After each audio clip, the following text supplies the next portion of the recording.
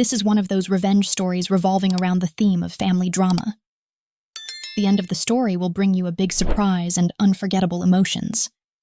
If you like these stories of injustice and unexpected reversals, please like and subscribe to the channel so you don't miss any interesting videos.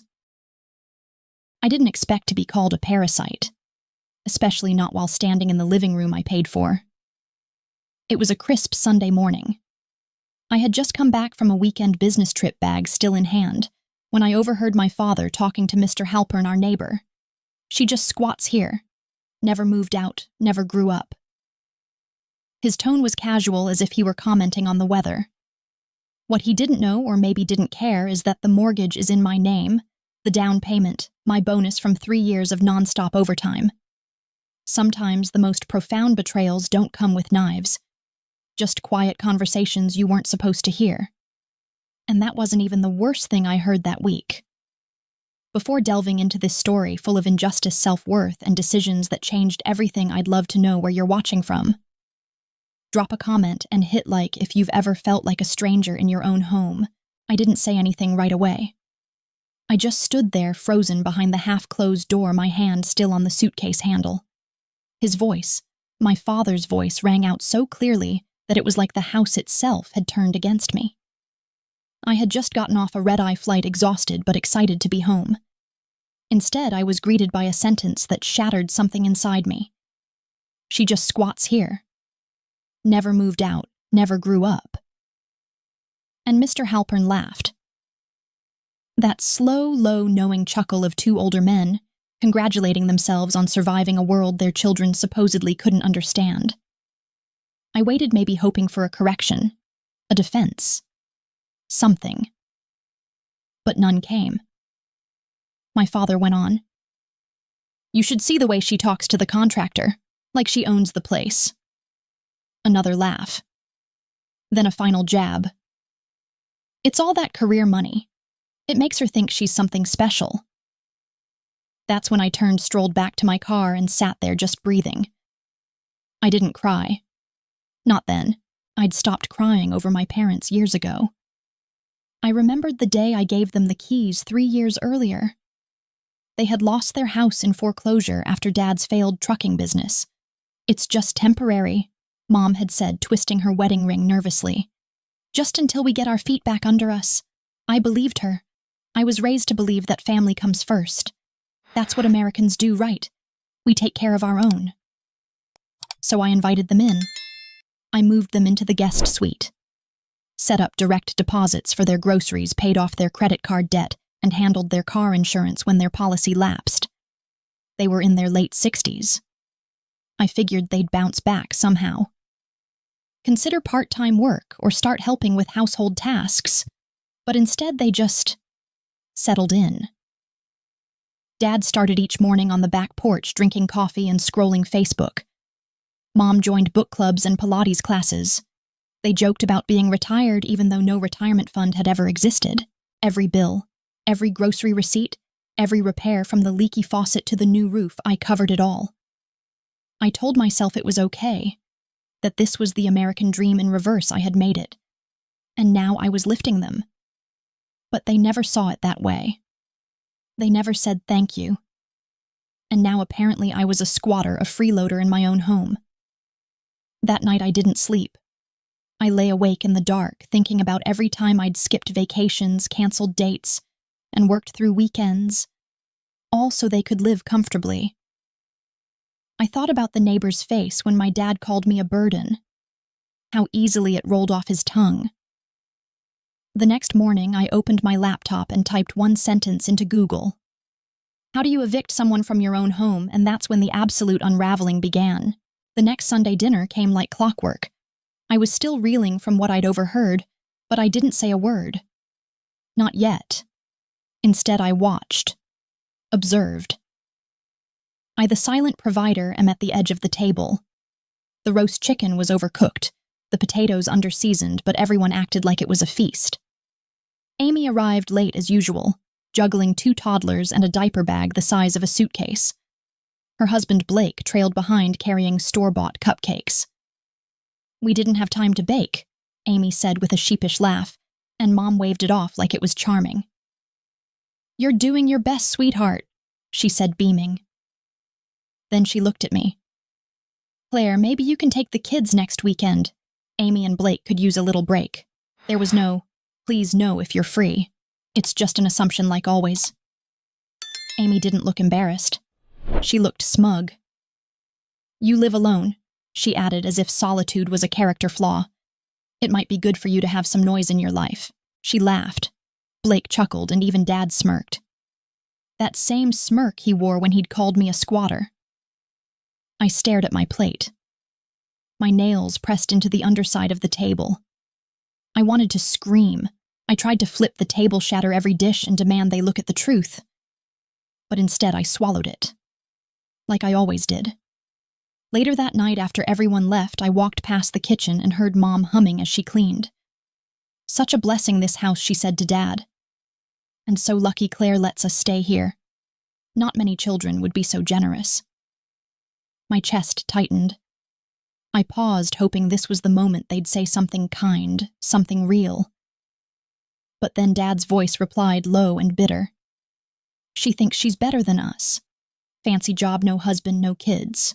What she got, just a paycheck and an empty house." He chuckled. "Let her babysit. Might teach her something." I felt my feet move before my brain caught up. I went straight to my office, pulled up the mortgage documents, and opened my financial spreadsheet. I calculated how much I'd spent on utilities, food, and maintenance. Over $142,000 in 3 years. I printed it. "Please put it in a folder." Titled it Debt of Gratitude. Then I slipped it under their bedroom door. But this wasn't about money anymore. It was about dignity. The next morning, I made a phone call that would set everything in motion. A call that would reveal exactly how replaceable they thought I was and how wrong they were. The folder disappeared. No one said a word about it. No acknowledgement. No apology. Just silence. The next morning, I overheard Mom on the phone with Aunt Louise, her voice low but clear enough. "Claire's always been intense," she said, chuckling. "Probably just stressed. She's wound too tight. Honestly, I don't know how she hasn't snapped yet." Snapped I was funding their lives, sacrificing mine, and somehow I was the unstable one. That afternoon, I sat at my kitchen island with a glass of cold brew and my laptop open. I wasn't searching for flights, vacations, or recipes like I used to on lazy Sundays. I was scrolling through listings, real estate listings. I'd always been obsessed with Zillow even before I bought this house. But this time I wasn't just browsing. I was planning. The house had nearly doubled in value since I bought it.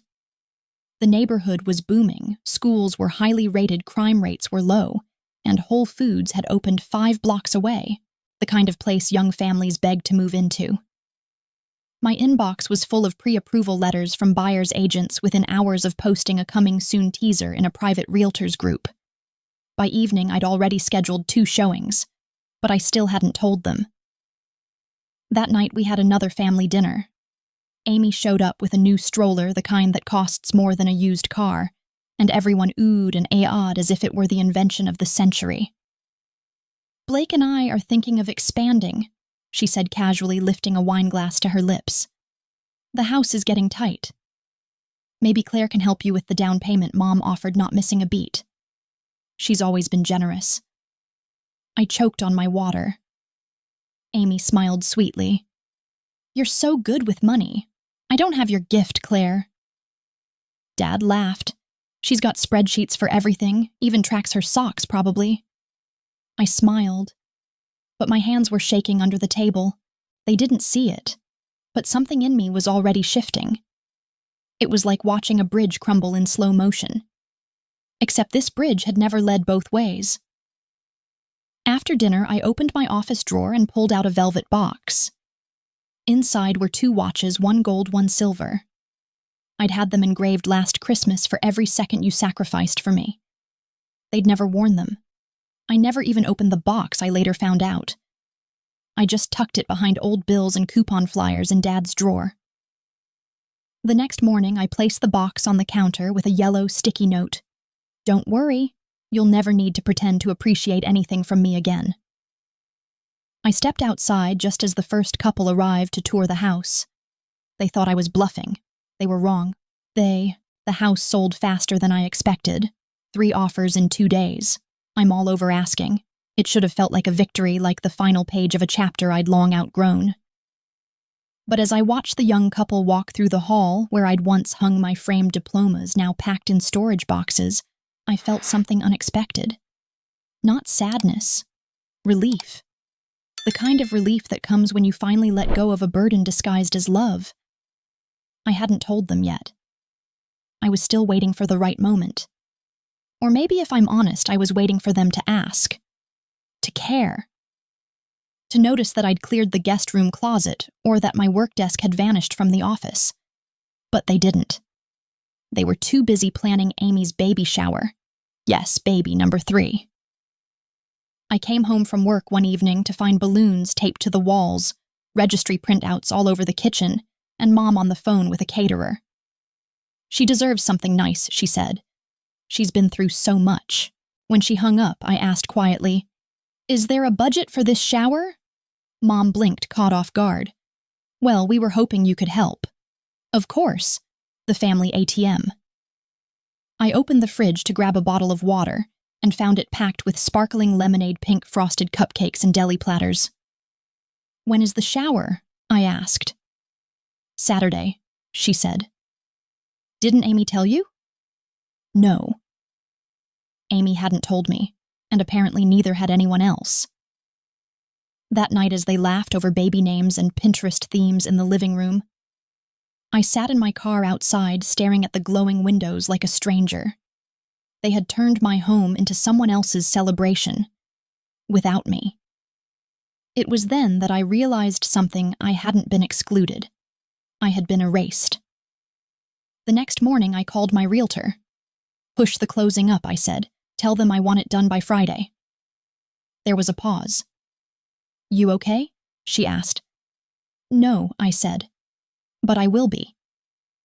I printed out a calendar and circled the date. Friday. Closing day. Liberation Day. As I taped the calendar to the fridge, Dad walked in yawning. "What's that?" "Just something to look forward to," I replied. He didn't ask. He didn't care. But he would. They all would. Because Saturday was Amy's baby shower, and Friday was the day they'd find out they were no longer welcome in the house they never appreciated. The countdown had begun. When Friday arrived, the house felt eerily calm. It's almost too quiet. I woke up at 6, like always, the coffee brewed slowly filling the kitchen with that familiar scent of comfort. But everything else felt off. My suitcase was packed, my laptop bag zipped and ready. The only thing left to do was hand over the keys and walk away. At 9:15 a.m., the doorbell rang. 2 lawyers in suits, one from the buyers and one from my team. We shook hands and signed documents on the marble countertop I'd once chosen after months of saving and planning. The granite had a subtle swirl of gold that reminded me of resilience. That morning it looked like victory. By 10 hours, the deed was done. The house was no longer mine. I placed the spare keys on the table and then slid a sealed envelope beneath them. It held a copy of the sales agreement and a note that read, "You'll need to be out by 6 p.m. today. The buyers are moving in tomorrow." I took one last walk through the living room. My heels echoed off the hardwood, each step heavy with memory. Birthdays I hosted alone, holidays where I played chef and waitress, while others opened gifts and laughed without me. In the guest room, Amy's baby shower decorations were still tucked in the corner, waiting for Saturday. Pink ribbons, gift bags, and little teddy bear cutouts taped to the mirror. It almost made me laugh. Almost. At 10:45, I closed the front door behind me for the final time. I didn't slam it. I didn't look back. I just drove. At noon, the calls started. First, it was Mom. "Claire, what's going on? Why are there people knocking asking about moving in?" Then Dad. "Is this some joke?" Then Amy, her voice high-pitched and shaking. "Did you cancel the shower? What is wrong with you?" But I didn't answer. Not yet. Instead, I checked into a quiet Airbnb 2 towns over unpacked and turned off my phone. For the first time in years, I exhaled without a hint of guilt. At 6:17 p.m., my phone lit up a voicemail from Dad. "We can't believe you'd do this. You've embarrassed us. You've humiliated your family." I hit delete. Because the truth was, they had done that long before I ever listed the house. They didn't think I'd ever have the courage to show them how replaceable their version of family was. And as for Amy's baby shower, well, let's say she hosted it somewhere else. And that wasn't even the most surprising call I got that weekend. It was Sunday morning, the day after the move-out deadline, when my phone buzzed again. Unknown number. I let it go to voicemail. Seconds later, it rang again, the same number. Curiosity 1. I picked up. Claire Monroe, a woman, asked, her tone clipped and professional. "This is Diane Lively, senior manager at Briarwood Assisted Living. Your parents came in late last night. They said they were displaced from their home and listed you as next of kin." I blinked. "Excuse me?" "They arrived with no notice, no appointment, and no funds," she continued. "They've requested to stay temporarily. We'll need confirmation from you financially or otherwise by the end of the day." I nearly laughed. Of course. No apology. There was no attempt to contact me directly. It was just a quiet expectation that I'd pick up the pieces. Again. But this time I didn't rush in. I didn't ask how they were sleeping, or whether they had meds or warm socks. Instead, I asked, did they mention why they left their last residence? There was a pause on the line. "They said their daughter kicked them out after a disagreement," she replied. "And they've been unfairly treated." Unfairly treated. The words burned. My hand gripped the edge of the countertop hard. "Tell them I won't be taking responsibility," I said, calm and clear. "They're capable adults. And for the record, they didn't get kicked out. They got sold out." I hung up before she could respond. The moment felt surreal. All those years I'd lived under the weight of responsibility, of guilt, of being the daughter who had to make up for everything suddenly lifted. And yet part of me waited for the wave of regret, for the ache of having gone too far. It didn't come. Instead, what came was silence. Peaceful. Complete. That afternoon, I sat in a quiet cafe near the lake, sipping coffee with no agenda, no task list, no one needing anything from me. It was like breathing fresh air after years underground. But peace has a funny way of being temporary. Later that evening, while scrolling through my email, I found a message with a familiar name. Amy. The subject line, "Let's talk." And what she had to say inside would make everything I thought was over, flare up all over again. The email started with a lie. "Hey Claire," Amy wrote, "I've been thinking a lot about what happened. I know things got messy. But we're family, and family sticks together." I stared at the screen, stunned at the audacity. No apology. No ownership. Just the same sugar-coated guilt she'd used since we were kids. But it wasn't the opening that caught my breath. It was the following line. "Anyway, I was wondering if you could help with a small thing. The twins got into that private preschool we applied for, a total miracle, right? However, the tuition deposit is due next week, and Blake and I are a bit short on funds. It's only $4,800. I figured since you're in a good place now." I stopped reading. I couldn't decide what was worse, her assumption that I'd say yes, or the fact that she thought my piece came with a price tag. I didn't respond. Instead, I opened an old photo folder on my laptop, Thanksgiving 2 years ago. There we were, me in the kitchen, sleeves rolled up, apron covered in flour, while Amy sat on the couch scrolling her phone. I had cooked that entire meal, hosted their friends, and cleaned up after. And at the end of the night, Mom had thanked Amy for keeping everyone together. That moment had stung then. But now, it felt like prophecy. I closed the folder. Later that afternoon, my phone rang. It was Amy. I answered. "Claire," she began, chipper. "Did you see my email?" "I did," I said. I just don't think I'm the right person to help." There was a beat of silence. "What does that mean?"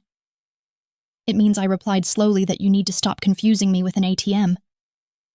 Her tone shifted fast. "Wow, I didn't realize you were still so bitter. This is about the house. About Mom and Dad." "No," I said. "It's about 30 years of being expected to give without being seen." Amy scoffed. "You always think you're the victim?" "No," I said calmly. "Not anymore." I hung up. My hands were shaking, but not from regret, from release. For the first time in my life, I'd said no. Not softly. Not with guilt. Just no. And as the sun set outside that tiny Airbnb window, I realized something more profound was coming. Because when a person like Amy doesn't get her way, she doesn't retreat. She retaliates. And I had no idea what was about to hit me next. The storm didn't take long. By Wednesday, my phone lit up with a flood of notifications. Missed calls, texts, emails. But it wasn't until a coworker stopped me outside the office break room that I realized something was off. "Hey, Claire. Sorry, but is everything okay with your family?" I blinked. "Yeah. Why?" He hesitated, then pulled out his phone. "Someone posted this in a local parenting group. Well, it mentions you." I stared at the screen. A lengthy Facebook post complete with photos of Amy, my parents, and even the old house. The caption read, "Imagine being thrown out by your daughter after years of raising her. My parents lost everything, and now their oldest has left them homeless while flaunting her new life. And my children, her nephews, don't even know why they're no longer welcome.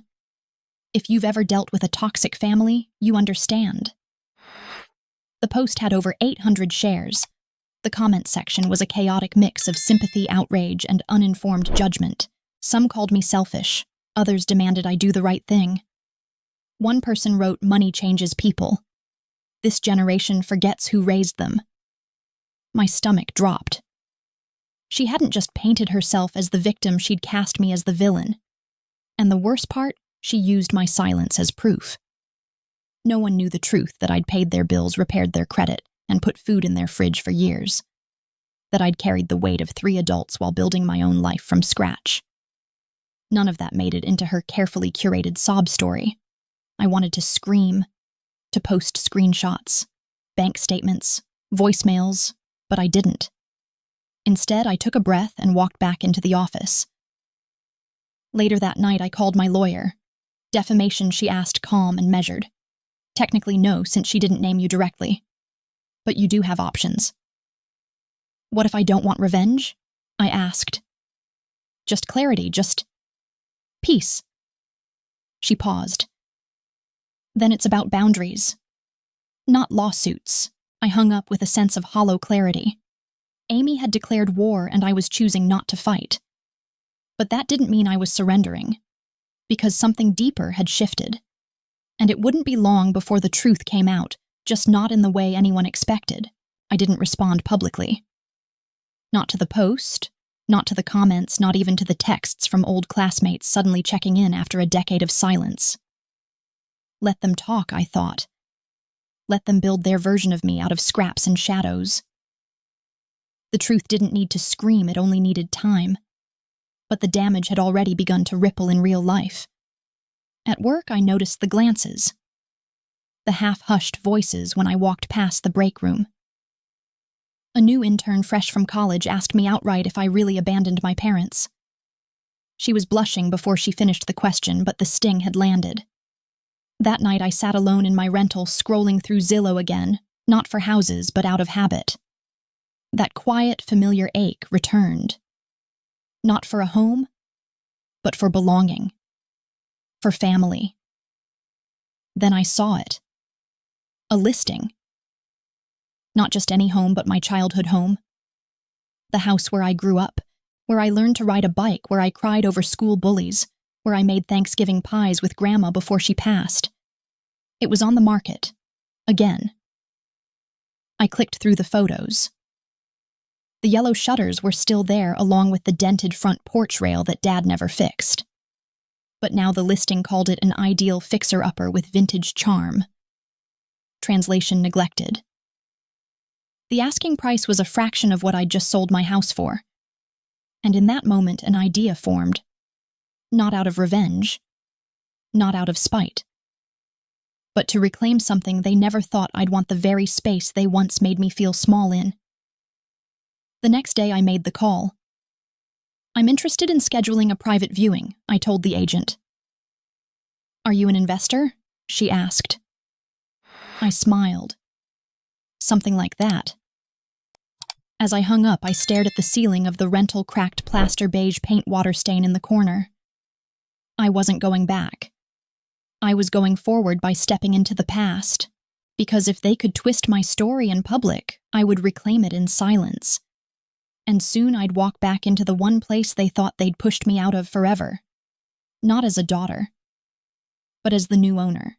The air was thick with memories the moment I stepped out of the car. There it was, my childhood home. Smaller than I remembered, more faded the lawn, patchy and overgrown. But the bones were the same. The cracked driveway where I'd scraped my knees. The front steps where I once waited for a ride to prom that never came. The same place I overheard Mom whisper Claire's smart, but she'll never be soft like Amy. I strolled to the door, my heels clicking against the concrete. The real estate agent greeted me with a bright smile, unaware that I already knew every squeaky floorboard inside. "Charming little place," she chirped. "Needs some work, but you can't beat the neighborhood. A bank is selling it. Foreclosure." I nodded. "I used to live here." "Oh," she said, slightly taken aback. "Well, welcome back, I suppose." The tour was short. The kitchen still had the same outdated tile backsplash, the one I'd begged Dad to let me regrout in high school. The wallpaper in the hallway peeled in the same corner. My old bedroom, now empty, smelled of mildew and dust, but the sunlight hit the wall in the same warm slant I remembered from late afternoons, spent writing short stories under my blanket. It wasn't glamorous, but it was mine. And this time, no one could weaponize my presence here. No one could call me a burden or a squatter.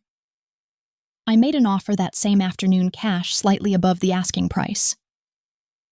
The acceptance came within 24 hours. When the agent called to confirm, I asked for one thing: to keep the sale quiet. There are no lawn signs, no public records pull for a week. I didn't want Amy or my parents to find out. Not yet. Because this wasn't just a homecoming. It was a reclamation. I drove back the following weekend with the keys in my pocket. No moving truck. Just me, my backpack, and a single photograph I'd kept in storage, Grandma and me on the back porch, her hands wrapped around mine holding a sketchbook. She'd believed in me long before anyone else had a reason to. I hung it on the living room wall, right where the old family portrait used to hang. Then I sat down on the bare floor, took a deep breath, and smiled. They could take their narratives, their victim stories, their self-righteous pity parties. I had this. And soon, unintentionally and entirely out of their control, they would see just how far I'd come. Because the next knock on my door wasn't family. It was a woman with a camera crew. And a microphone. She wore red heels, carried a leather-bound notepad, and had the kind of confident smile only years in live broadcasting can sharpen. "Claire Monroe?" she asked. "I'm Joanna Mills with Midwest Voices. We've been covering community stories of resilience. Someone forwarded us your name." My first instinct was to say no. I didn't want cameras in the hallways of my memory. I didn't want to explain the bruises pride doesn't show. But something in her voice felt different, earnest, not exploitative. So I let her in. We sat in the half-renovated living room, the air still tinged with dust and the smell of old paint. She asked simple questions at first: background, career, what brought me back to this house. I kept it measured. Careful. But then she paused. "We came across a post," she said gently, "about a family dispute possibly connected to your name. You don't have to respond. But I'd like to give you space if you'd like to set the record straight." I didn't respond right away. I looked at the camera, at Joanna, then at the old window frame behind her. The one where I used to watch the snow fall in silence while my parents argued in the next room. Then I told the truth. About the house I'd bought and surrendered. The parents who took but never gave. The sister who twisted the narrative until I barely recognized myself in it. The years I passed and the line I finally drew. I'm not angry, I said. Not anymore. But people should understand that not all family ties are safe. Some of them are chains. Joanna didn't interrupt once. When we finished, she asked if I'd mind if they aired the piece. It's powerful, she said. And there are more people out there than you think who'll see themselves in your story. I nodded. It aired the following Sunday. A short segment, 7 minutes, titled, The Other Daughter When Boundaries Become Survival. I didn't promote it, but within 24 hours it had over 300,000 views. The comment section filled faster than I could keep up. Messages from strangers, nurses, veterans, grandmothers. Women who had raised siblings paid their parents' bills, funded nieces and nephews, and then been erased when they finally said no. You gave words to my silence, one message read. I cried that night not from pain but release.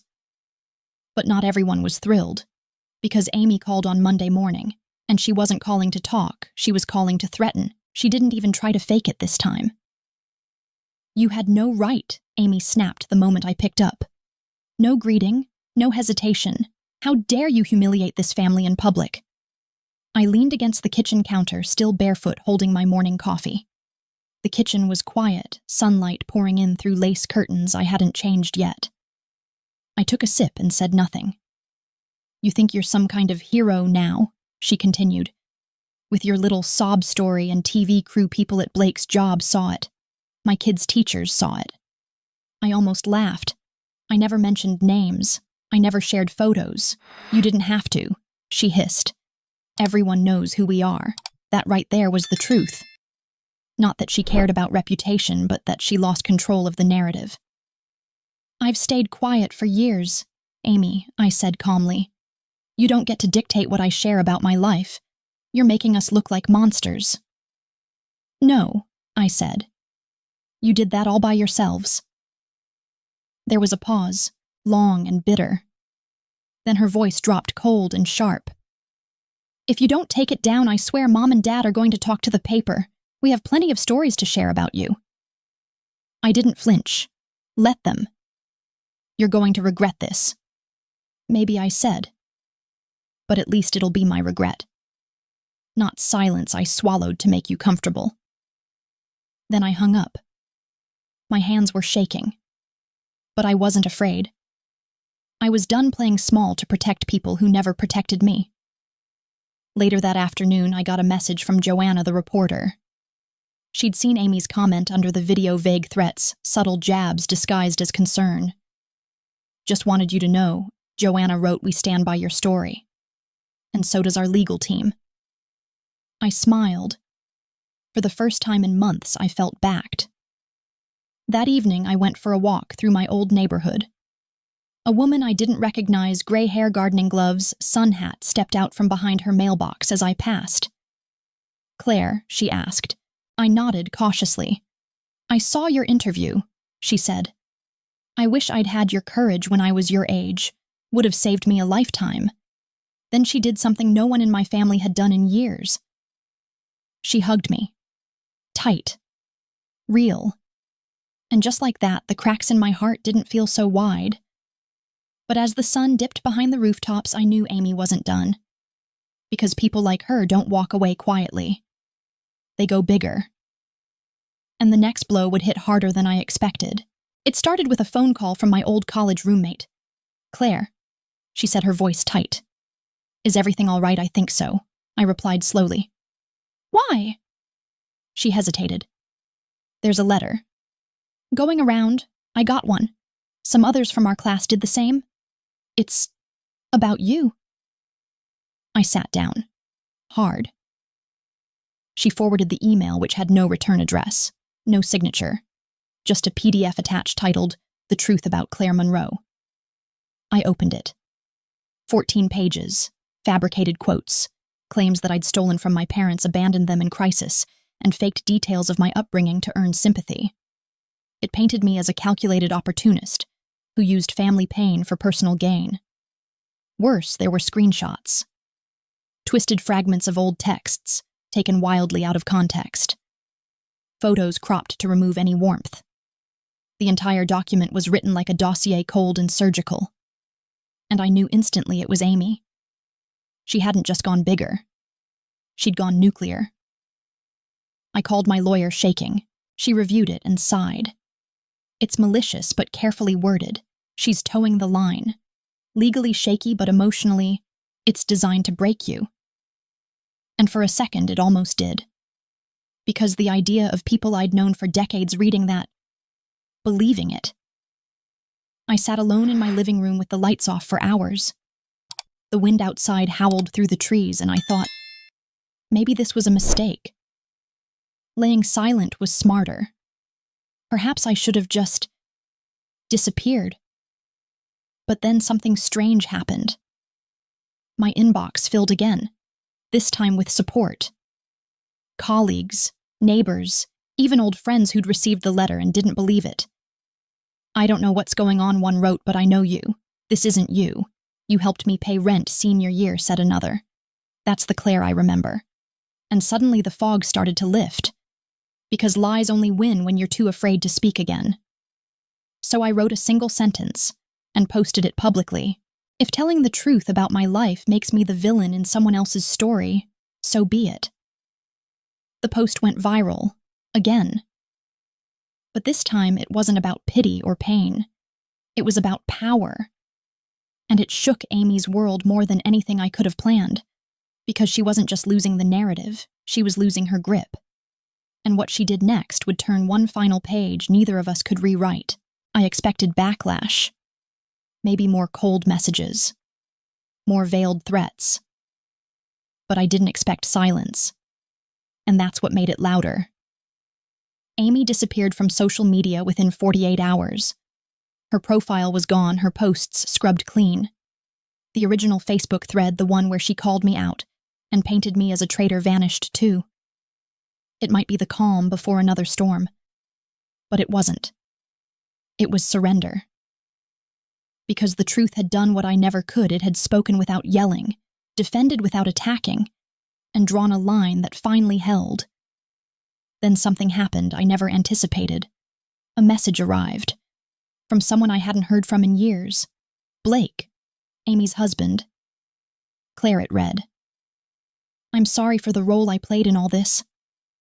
I was quiet when I should have spoken up. But I thought you should know Amy's left. She's gone to stay with friends. She's taking time to reset. The kids miss you. I read it twice, stunned, not because of what Amy did, but because it was the first time someone close to her had called her out. Even softly. It shouldn't have mattered. But it did.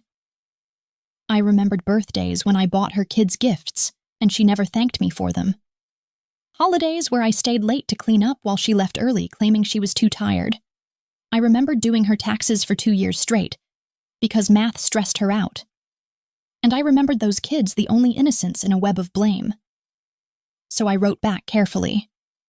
I appreciate you reaching out. I hope you're all okay. Hug them for me. No more, no less. I didn't offer help. I didn't provide money. But I didn't slam the door either.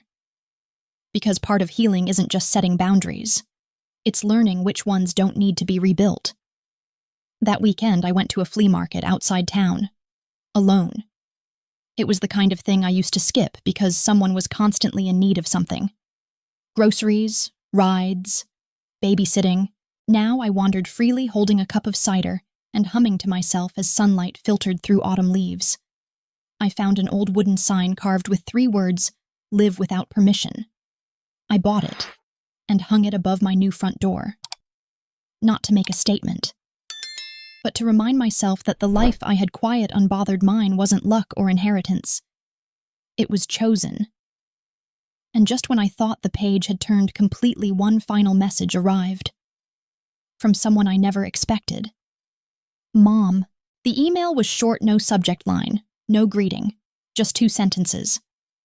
I saw the video. I wish you'd talk to me first. It was from Mom.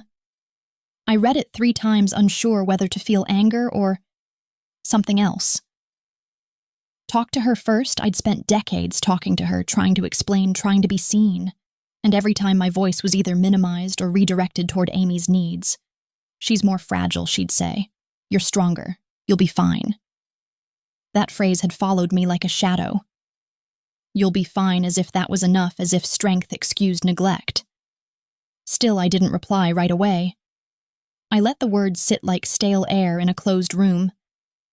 The next morning, she sent another message. I didn't know how deep it went. I didn't. I thought you were okay, that you didn't need much. I sat in my car outside a bookstore staring at the glowing screen in my lap. My heart didn't race. My hands didn't shake. Instead, I felt tired, not because she was wrong, but because it had taken this long for her to try to be right. I typed I wasn't okay, but I made it anyway. Then paused, backspaced, then typed again. I needed more than you ever gave, but I don't need it now. And I hit send. No anger, no theatrics. It's just a boundary wrapped in truth. A few hours later, she replied, I hope someday we can sit down, just you and me. No noise, just honesty. I didn't respond, because the truth is some relationships need silence more than resolution. That evening, I drove to a quiet overlook outside town. The wind was cool. The sky was a deep orange hue. I brought no one, no calls, no texts, no audience, just me. For so long, I'd chased proof I was good enough, proof I'd done enough, proof I wasn't the villain in a family that only valued quiet obedience. But now I didn't need proof. I needed peace. And I had it. As the sun slipped below the horizon, I whispered something into the air I'd never said out loud before. I forgive you. Not for them. For me. And just as the light faded, a message buzzed on my phone again. Not from family, but from someone who'd been watching everything quietly. Someone who used to know me before I lost myself in obligation. And he was about to walk back into my life. His name lit up my screen like a forgotten melody. Ethan Calloway. We hadn't spoken in 10 years. He was the one that got away, not because we didn't love each other, but because I kept choosing everyone else over myself. Over him. The last time we saw each other, I'd canceled a weekend trip to help Amy with a last-minute move. He never said it, but I knew he saw the pattern. Now his message was simple. I saw the video. Proud of you. Coffee sometime. I sat there staring at the message, my heartbeat steady but full. It wasn't romantic, not yet. It wasn't a promise. It was a window. And this time I didn't hesitate. Yes, I typed. Coffee sounds perfect. We met at a quiet cafe near the lake where we used to walk when we were young and broke and thought 30 was ancient. He looked older, more gray at the temples, a few lines around the eyes, but kinder too. It is softer in the way people become when they've been through their storms. Still black coffee, no sugar, I asked, smiling. Still too bitter for most, he grinned. But just right for me. We talked for over 2 hours, about work, life, family. He told me about his dad's passing last year and the silence it left behind. I shared bits of my story, not the headlines, not the drama, just the real things. You look lighter, he said at one point. I am, I said. Finally. He paused, then added, You used to carry so much, even when no one asked you to. I nodded. Especially when no one asked me to. It wasn't a rekindling. Not yet. But it was real. A mirror held up by someone who once saw me clearly, and still could. When we stood to leave, he looked at me with that same expression from a decade ago, part admiration, part wonder. I'm glad you didn't disappear, he said. I think you have more to do. I didn't know what that meant yet. But I felt it too. Because this journey wasn't just about breaking free. It was about building something new from the ashes. And that very evening, something landed in my inbox, that would push everything further than I'd ever expected. An invitation. Not from family, not from friends, but from a production company. And they weren't asking for an interview, they wanted a whole series. The email subject line read, "Series Pitch Inquiry, based on your story." At first I thought it was spam. Another scam looking to profit from someone else's pain. But then I saw the signature. A senior producer from a well-known streaming platform. Verified. Real. They weren't just asking to interview me again. They wanted the rights to develop a limited docudrama series based on my life. I blinked at the screen. Me. The girl who was told she was too cold, too sharp, too much. The one who cleaned up Thanksgiving alone, who got called difficult for setting boundaries.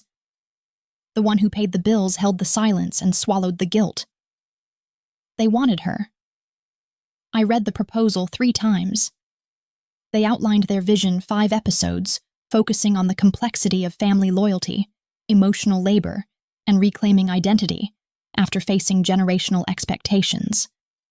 They said my story had resonated across age and gender lines, sparking unprecedented empathy. They asked if I'd consider serving as a co-producer. They wanted my voice to shape the story. I stood in my living room for nearly half an hour, just holding that news in my chest.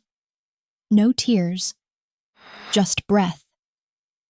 The kind that fills you after surviving a fire you didn't start. When I called the producer, her first words were, "Thank you for telling the truth." She said they'd received over 300 letters after my interview aired. From daughters, sons, parents, people who felt trapped between loyalty and survival, people who had chosen silence for years and were finally ready to speak. And now they wanted to give that silence a voice. Mine.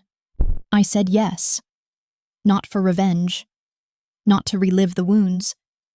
But if someone out there watched this series and whispered, "That's me," then maybe their next whisper could be, "It doesn't have to stay this way." Later that night, I sat down at my desk, the same one I once used to crunch budgets and plan how to cover Dad's medical bills and Amy's rent. Now I opened a fresh document and typed a working title. The Other Daughter. I smiled. Because this time I wasn't writing emails begging to be heard. I was writing scripts. And just when I thought the final chapter had begun, an unexpected letter arrived in the mail. No return address. But the handwriting, I knew it instantly. It was from Dad. And I had no idea what was waiting inside. The envelope was thick, hand-addressed in the slanted, sharp handwriting I remembered from childhood permission slips and angry notes taped to the fridge. It had no return address, just my name, my full name. As if he needed to remind me who I was before I ever reminded myself. I sat on the porch, the evening air cool against my skin. For a moment, I debated tossing it. Unread. Let the past stay buried where it belonged. But something in me, a strange, calm curiosity, opened it. Inside were 3 pages lined paper. No greeting. No signature at the end. Just this: I heard about the show. I'm not surprised. You always were the loud one. The stubborn one. The one who had to prove something even when no one was asking. I almost stopped reading right there. But I kept going. You were never easy. Never soft. You made everyone uncomfortable even as a kid. Questioning things and refusing to accept no. It was exhausting. That's not how family works. My stomach twisted, but then came the line that made me freeze. But maybe you weren't the problem. I reread it. But maybe you weren't the problem? He continued. We weren't built to handle someone like you. That's on us. I don't know how to be the kind of father you need. I'm not going to pretend now. But I see it. I see what you've done. And I want you to know I've stopped telling the story like you're the villain. That line hit harder than any apology could. Because that's what I'd been fighting all along. Not just silence. But the stories are told in my place. He didn't ask for forgiveness. He didn't offer love. But in a way that only he could manage, he gave me something I didn't expect. He stopped lying. That night I folded the letter and tucked it into a box, not out of sentimentality, but closure. Some wound scar. Some lessons hurt. But this was a signal. I hadn't burned bridges. I'd survived the fire and rebuilt the road forward. The very next morning, I stood in front of a mirror adjusting a blazer for the first official meeting with the production team. Hair clean breath, steady spine tall. And just before I stepped out the door, I whispered to myself, "This is what becoming your legacy looks like." But as the project moved forward, one final test remained, one I didn't see coming. Because not everyone had been watching quietly. And someone somewhere had their truth to reveal. The reveal didn't come with fireworks. There was no dramatic confrontation. There is no screaming match in a courtroom or viral exposé. It came quietly, an op-ed. A retired social worker who had known my parents in the early years submitted a letter to the local paper titled, "What We Choose Not to See." She wrote about my mother's fear of judgment, my father's pride wrapped in silence, and a bright little girl who always sat alone during community dinners because she didn't need as much attention. She didn't mention names. However, anyone who had followed the story could connect the dots. The letter ended with a single line. Some children don't become who they are because of their family, but despite them. That was the final thread. Not because I needed validation, but because for the first time, someone who had seen it was willing to say it. I clipped the article and folded it next to my father's letter. Not out of nostalgia, but as a record, proof that the story didn't just echo, it rippled. Months passed. The series aired. 5 episodes, each is more raw and honest than the last. People wrote in from every state, women, men, even older viewers who'd long believed their silence was their duty. They told me watching permitted them to draw boundaries, to speak up, to live without guilt. One woman wrote, "I'm 68. I finally told my son he couldn't scream at me and still expect rent money. I slept like a baby that night." That was the win, not the series, not the fame, but the shift. People stopped calling me difficult. They started calling me brave. As for Amy, she stayed silent. No lawsuits, no counter-stories. Maybe she moved on. Perhaps she learned something. Or possibly she realized she'd lost control of the version of me she'd constructed. And that was enough. Last week, I hosted my first Thanksgiving in the new house. Not the one they raised me in, but the one I rebuilt. Ethan came. So did a few neighbors. No one left early. No one raised their voice. We sat, we ate, we laughed, and when it was time to clean, everyone helped. It was small, simple, but it was real. After everyone left, I stood alone in the kitchen, dishes drying, candles flickering low, and I realized I wasn't waiting for anyone's approval anymore. I had finally become the woman I needed when I was a girl. Not perfect, but whole. If you've ever felt unseen, unheard, or unchosen, know this. You don't have to prove your worth to people who refuse to see it. You can walk away. You can start over. You can write your ending. And it might just be the best thing you ever do. Subscribe to catch more inspiring stories, and remember, sometimes being the black sheep means you were never meant to follow the herd. You were born to lead your own.